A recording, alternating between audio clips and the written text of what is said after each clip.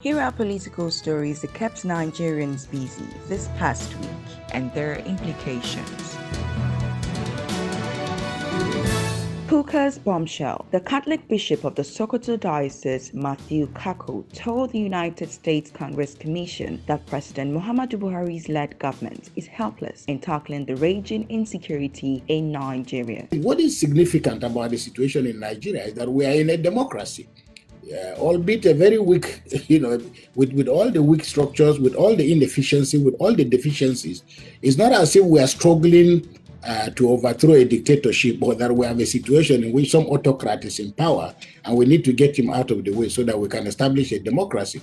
It is that these things are happening in a democracy. And I think what is also significant and worthy of note is that things have just unraveled, in the last 5 or 6 years since the coming to power of General Buhari. And literally the length and breadth of Nigeria has now been invaded by bandits and headsmen and killers and all kinds of people who have come from God knows where. And the fact that the government just seems to be either helpless or almost uninterested in dealing decisively, with these people. This is what has added more confusion to the mix. And the contradiction here is that the president has blatantly pursued rather nepotistic, but also policies that show very clearly preferences for men and women of his faith. The presidency on Sunday kicked against the position of Kukah on Buhari's government and tagged the cleric a liar. However, despite the presidency's frown over what the cleric said, the truth remains that he only repeated what many Nigerians have said and are still saying about the current administration.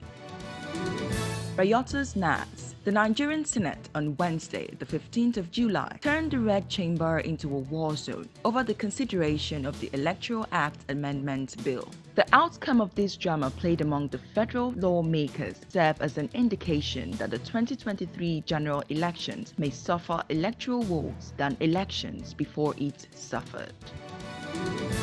Onoche's booting. The Senate rejected the nomination for Loretta Onoche to serve as the Independent National Electoral Commission National Commissioner. Although the reason for her rejection was not based on her APC membership, however, the joy that greeted the rejection also showed why those interested in serving the public need to play by the rules.